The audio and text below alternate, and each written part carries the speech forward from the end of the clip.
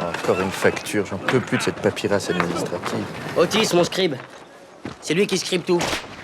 Immotez pas vous. C'est une bonne situation, ça, scribe. Ah oui, bonne question.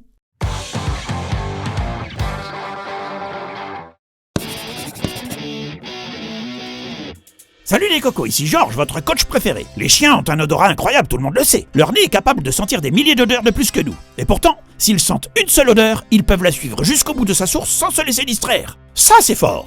Celui-là, par contre, on va avoir du mal à le suivre, j'ai l'impression. Nos amis gaulois sont venus en Égypte pour aider Numérobis à finir son chantier. Et Otis a l'air tellement content de les voir que je pense qu'il va vouloir les retenir un peu. Quand on vous pose une question simple, pas la peine d'en faire des tonnes. On ne vous demande pas de faire une dissertation ou un mémoire. Ce serait le comble, non? Si vous deviez répondre avec une problématique et 3 parties détaillées à la question « Comment ça va ?» Donc, gardez en tête d'adapter votre discours à la situation et à la question qu'on vous pose. Mais vous savez, moi je crois pas qu'il y ait de bonnes ou de mauvaises situations. Alors là, je t'arrête direct, Otis. Tu es parti trop loin et tout de suite. Réponds-lui simplement, monsieur, c'est pas compliqué. Si vous voulez être synthétique, commencez d'abord par faire passer les informations importantes en premier. Et oui, ne vous perdez pas dans des détails inutiles qui ne serviront qu'à perturber votre interlocuteur. Ça ne sert à rien. Moi, si je devais résumer ma vie aujourd'hui avec vous, je dirais que c'est d'abord des rencontres. Ah, là c'est mieux. Otis attaque dans le vif du sujet, il résume et nous donne l'info la plus importante. Donc, des rencontres, Otis? Et ensuite? Des gens qui m'ont tendu la main peut-être à un moment où je ne pouvais pas, où j'étais seul chez moi.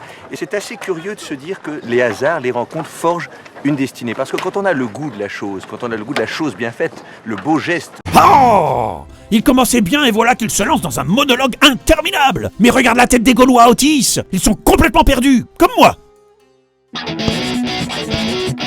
Que vous communiquiez à l'écrit ou à l'oral, il est important d'utiliser des méthodes d'expression qui canalisent votre propos et facilitent la compréhension de ce qui est important. Mise en forme, surlignage à l'écrit, emphase et répétition à l'oral, il existe de nombreuses méthodes ayant déjà prouvé leur efficacité. Il vaut mieux en avoir plusieurs qui marchent bien ensemble que pas de méthode du tout.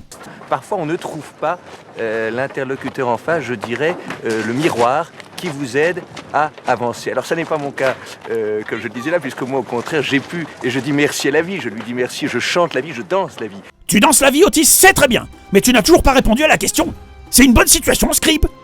Ce qui éclaire les cocos, c'est son absence complète de méthode, qui l'empêche d'être simple et qui le laisse monter vers les cimes du hors-sujet. Donc, pour ne pas faire comme Otis, souvenez-vous d'adapter votre discours, de mettre en avant l'essentiel et d'utiliser une ou plusieurs méthodes. Il est tentant de raconter sa vie, mais parfois il est préférable de s'en tenir à ce qui compte. Bon, ça va durer encore longtemps son histoire. Je ne suis qu'amour.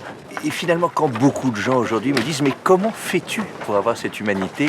Eh bien, je leur réponds très simplement, je leur dis « C'est ce goût de l'amour. Ce goût donc qui m'a poussé aujourd'hui à entreprendre une construction mécanique, mais demain, qui sait, peut-être simplement à me mettre au service de la communauté, à faire le don de soi. »